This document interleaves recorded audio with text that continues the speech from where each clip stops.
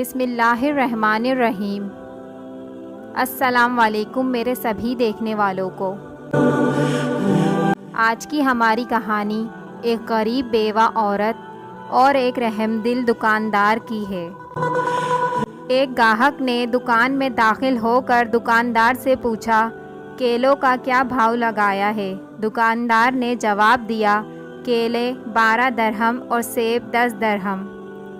اتنے میں ایک عورت بھی دکان میں داخل ہوئی اور کہا، مجھے 1 درجن کیلے چاہیے، کیا بھاؤ ہے؟ دکاندار نے کہا، کیلے 3 درہم اور سیب 2 درہم۔ عورت نے الحمدللہ پڑھا۔ دکان میں پہلے سے موجود گاہک نے کھا جانے والی غضبناک نظروں سے دکاندار کو دیکھا۔ اس سے پہلے کہ کچھ اول فول کہتا، دکاندار نے گاہک کو آنکھ مارتے ہوئے تھوڑا انتظار کرنے کو کہا۔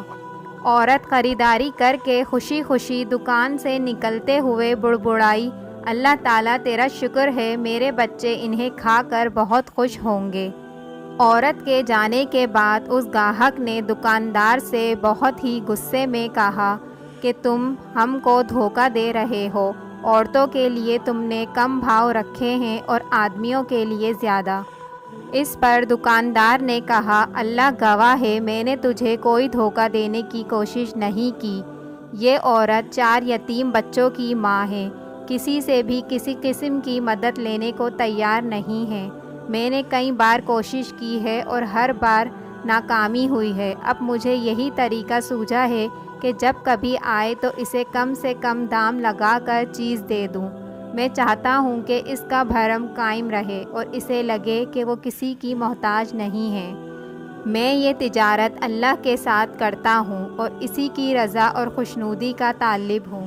دکاندار کہنے لگا، یہ عورت ہفتے میں 1 بار آتی ہے، اللہ گواہ ہے، جس دن یہ آ جائے اس دن میری بکری بڑھ جاتی ہے اور اللہ کے غیبی خزانے سے منافع 2 دگنا ہو جاتا ہے۔ گاہک کی آنکھوں میں آنسو آ گئے۔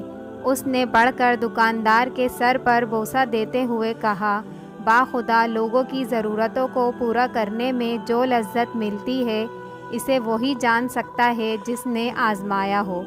سبحان اللہ۔ ویڈیو اچھی لگی ہو تو لائک کریے گا اور سبسکرائب کے بٹن کو دبانا نہ بھولیے گا۔